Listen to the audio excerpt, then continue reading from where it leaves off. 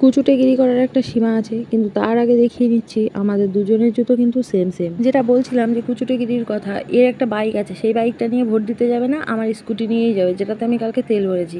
কিন্তু আমার জিনিস ব্যবহার করা অতটাও সোজা না। আমি মন থেকে চেয়েছি যে আমি নিয়ে যাব না স্কুটি, যেহেতু আমি তেল ভরেছি। তো স্কুটিটাও সেই রকমভাবে স্টার্টই নেয়নি। তারপর অগত্যা ওকে বাইকটা বের করে নিয়ে যেতে হলো।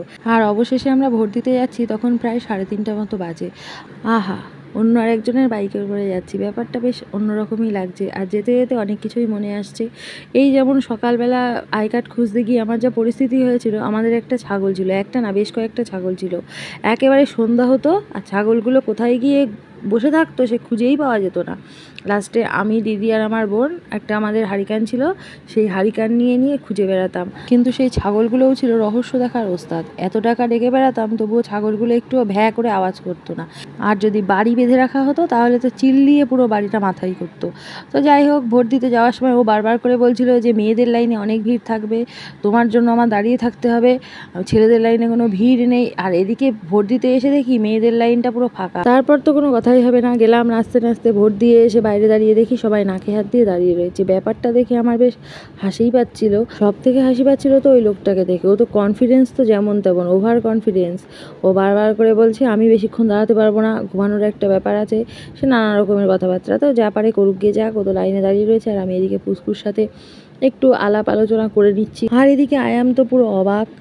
সবাই তো সোশ্যাল মিডিয়াতে পোস্ট করছে ভোট দিতে গিয়ে হ্যান্ডসাম জওয়ানদের সাথে দেখা। পুস্কুটাকে কোলে নেওয়ার কত চেষ্টাই করলাম, তো ও তো কোনো রকমই কোলে আসছে না। তারপর ভাবলাম এই কার্ডটা দিলে হয়তো কোলে আসবে, তো সেটাতেও আমি ফেল হয়ে গেলাম। ও মোটেও কোলে আসার জন্য রাজি হলো না। তারপর এই যে এইভাবে ওকে আঙুল দেখালাম যে দেখো আমি ভোট দিয়েছি, এই করেছি সেই করেছি, কোনোটাই কোনো কাজে লাগলো না। তো যাই হোক, তারপর আমি আশাটা ছেড়েই দিলাম।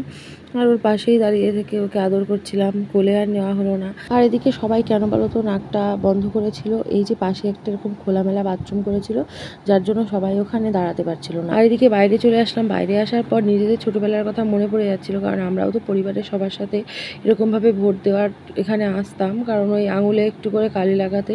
তো ওই বাচ্চাগুলোও এসছে, আর উনি তো সমানে ওদেরকে ভয় দেখিয়ে যাচ্ছে, এটা মজার ছলেই ভয় দেখাচ্ছিলেন। তো তারপর এই যে দিদির সাথে দেখা হলো, দিদির সাথে সেলফি না নিয়েই চলে যাচ্ছিলাম।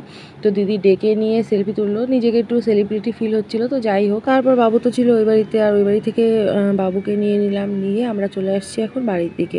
আর ছোটোবেলায় তো সবার সাথে গিয়ে এরকম আঙুলে কালি লাগিয়ে আসতাম, আর এবার এটা নিজের জন্যই ভোটটা দিয়েছি, আর এটা একদম লিগালি। আর আমার মতো কে কে এরকম নাছোড়বান্দা ছিলে সেটা কিন্তু অবশ্যই কমেন্টে জানিও। নাকের থেকে নিয়ে এদিকে সোশ্যাল মিডিয়া খুললেই দেখা যাচ্ছিলো সবাই নেইল এক্সটেনশন করে, তারপর নানান তাল করে নিয়ে তো ছবি পোস্ট করছিল ভোট দিয়ে এসে। তো ভাবলাম আমরাও সেটা করি। তো ওকে বললাম একটু আঙুলটা রাখো, ছবি তুলবো। ও তার মধ্যে নাকের মধ্যে হাত দিয়ে তারপর আঙুল দিয়ে ছবিটা তুলছে। তাহলে বোঝো কেন ওকে ঝগড়াটে বলি, এগুলো গায়ে বাঁধায় ঝগড়া করা না।